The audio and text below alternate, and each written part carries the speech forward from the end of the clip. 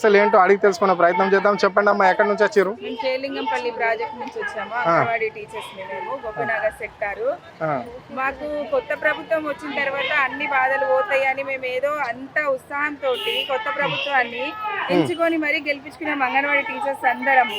కానీ ఎక్కడేసిన గొంగడు ఆడనే ఉంది, అంతకంటే ఘోరంగా తయారైంది.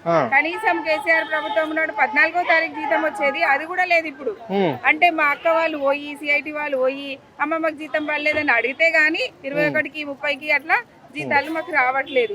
మాకు చాలా ఇబ్బందులని ఎదుర్కొంటున్నాం. మాకు కనీసం మేము అడిగేది ఏంటి, ఇప్పుడు గుజరాత్ స్టేట్ లో కూడా కోర్టులో వేశారు, వాళ్ళు పర్మనెంట్ చేసుకున్నారు మంచిగా, మాకు కూడా అదే హక్కు కావాలి. మీకు మేనిఫెస్టోలో ఉందా అమ్మ మరి పర్మనెంట్ చేస్తామని చెప్పేసి? మేనిఫెస్టోలో కాంగ్రెస్ ప్రభుత్వం మాకు మేము వచ్చిన తర్వాత మిమ్మల్ని పర్మనెంట్ ప్రతి కాంగ్రెస్ లీడర్ మా దగ్గరకు వచ్చి చెప్పిండు, మిమ్మల్ని పర్మనెంట్ చేస్తాము, మీకు కనీస వేతనం ఇస్తాం, మిమ్మల్ని మేమున్నామమ్మా మీ వెనకాల అని చెప్పారు. కాంగ్రెస్ పార్టీ అధికారంలోకి వచ్చి 1 year అయిపోతుంది. ఒక్కసారి మీ మెమరాండం చూసిరా, మిమ్మల్ని ఆహ్వానించారా? మీ యూనియన్ లీడర్లను కావచ్చు, మిమ్మల్ని కావచ్చు, ఎవరిని ఆహ్వానించట్లేదు, మమ్మల్ని అసలు చూడట్లేదు, ఒక మనుషుల్లాగా కూడా గుర్తించట్లేదు. అంగన్వాడీ టీచర్స్ అంటే అసలు వాళ్ళకు గుర్తులేనట్టున్నది, గుర్రాలతో కూడా తొక్కించుకున్నాం చరిత్ర మాది.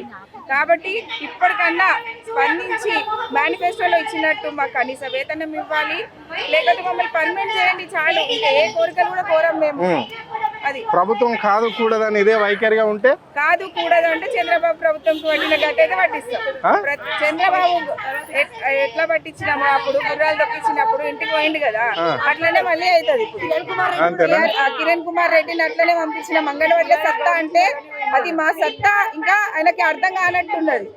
అందుకనే చెప్తున్నాం, ఈ ప్రభుత్వం కూలిపోతుంది. ఇంకా అంగన్వాడీలకు అన్యాయం చేస్తే మాత్రం ఈ ప్రభుత్వం నిలబడదు.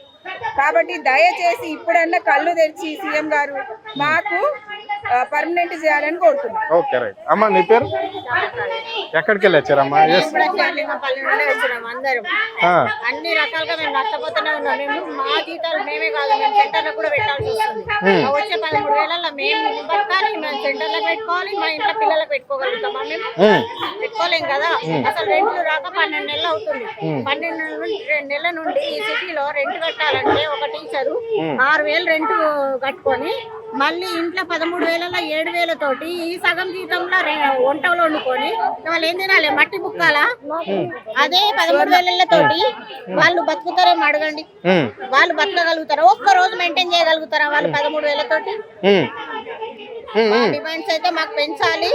పర్మనెంట్ చేస్తారో చెయ్యరో మాకు తెలియదు, కానీ ఖచ్చితంగా అయితే జీతాలు అయితే పెరగాలి. పెరగకపోతే మేము బతకలేము.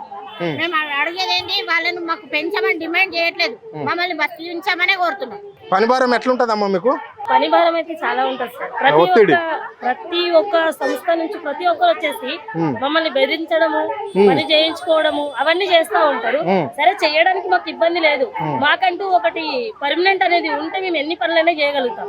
మాకు పర్మనెంట్ అనేది కావాలి, అది ఇచ్చారు, సీఎం గారు హామీ ఇచ్చారు, అది తీర్చాలని కోరుకుంటున్నాం. కాంగ్రెస్ వాళ్ళు వచ్చి మమ్మల్ని ఒక్కసారి ఒక ఛాన్స్ ఇవ్వండి, గెలిపియండి మమ్మల్ని. మా తర్వాత మేము వచ్చిన తర్వాత ఈ సమస్యలు మేము చూస్తామన్నారు సార్. అప్పుడు మేము కష్టపడి మేము సాధించుకోలేనివి ఈ ప్రభుత్వం వస్తే సాధిస్తుందేమో అలా వచ్చిన ఆశతోటి మేము గెలిపించాము.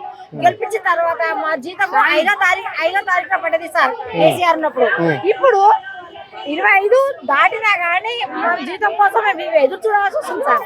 ఎలక్షన్ ముందు సమయం వేసినప్పుడు మేము ఉంటాము అంటారు, తర్వాత ఎక్కడ పోయింది అవి గుర్తుకు రావా? కనీసం ఒక చూపైనా ఒక గుర్తుకు రాదా వాళ్ళకి? అది సార్ మేము కోరుకునేది. అమ్మ, అధికారుల టార్చర్ ఎట్లా ఉంటది మీకు? ఒత్తిళ్లు లేకుంటే రాజకీయ నాయకుల నుంచి కూడా ఒత్తిళ్లు ఉంటాయి అంగన్వాడీలకు అంటారు, అది వాస్తవమేనా అమ్మా? వాస్తవమేనండి. ప్రతి ఒక్క బెనిఫిషరీస్ లలో ప్రతి ఒక్క రకాలుగా ఉంటారు.